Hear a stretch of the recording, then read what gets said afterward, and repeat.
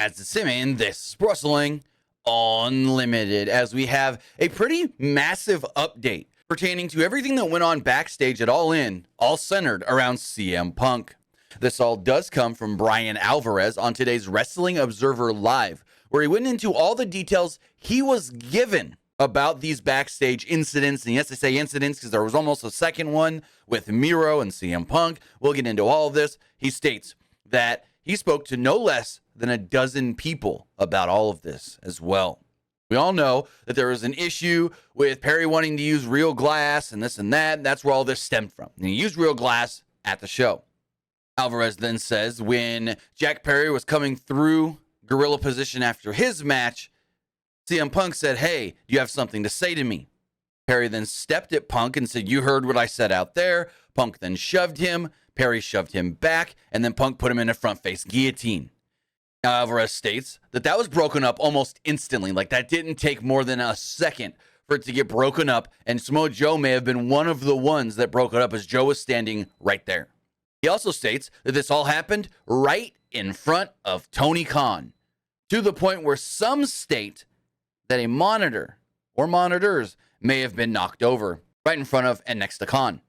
This then led to CM Punk basically saying, "I'm not going out there. I'm not doing the match." They then started scrambling, as we have heard. They went to the Young Bucks and FTR and said, "Hey, can you go on first?" They said, "No, we're not ready." They then went to the guys in the six-man, the Golden Elite, the BCC, and Takeshita, and they were like, if you need us. And this led to the show starting 10 minutes late, with eventually Punk going out, because the word is Samoa Joe actually calmed Punk down and talked him into doing the match, because Joe was not going to miss out on working a Wembley show.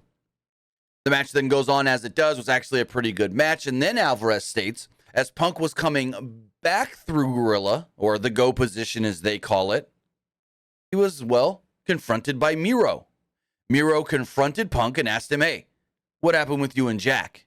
Punk then asked Miro if he wanted to go outside and talk. The two then did step away, but no one saw or heard what happened with those two.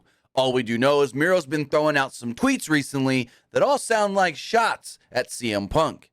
Now, Miro is a Collision guy. He's been working Saturdays since his return. Is this going to turn him into a Dynamite guy now that he may or may not have issues with Punk?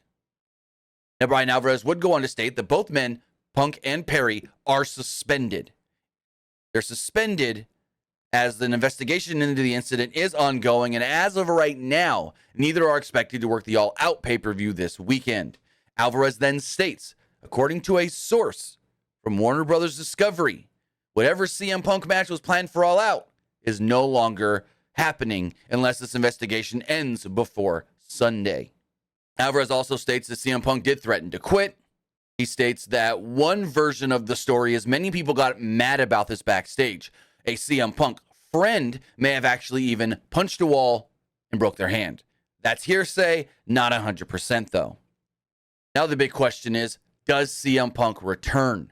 What's going to happen with this, as CM Punk has now been suspended for the second time in roughly 1 year's time?